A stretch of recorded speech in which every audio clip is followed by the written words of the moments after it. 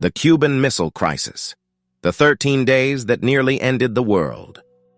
October 1962. The world stood at the brink of nuclear annihilation. It all started when U.S. spy planes captured shocking photos. Soviet nuclear missiles in Cuba, just 90 miles from American soil. President John F. Kennedy faced an impossible choice: attack and risk war, or negotiate and appear weak. Behind closed doors, tensions rose. The U.S. military urged immediate airstrikes, but Kennedy hesitated. He knew one wrong move could end civilization.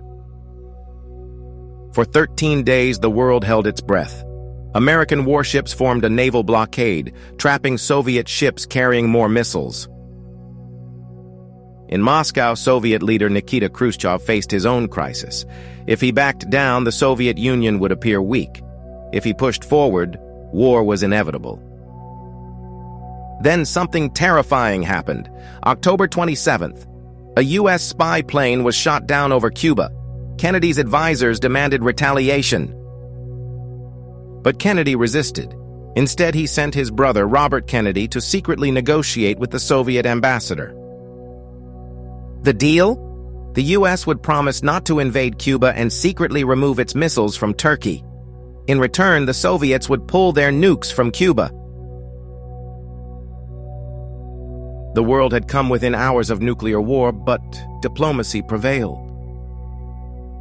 Yet what the world didn't know was that deep in the Atlantic, a Soviet submarine captain nearly launched a nuclear torpedo, believing war had already started.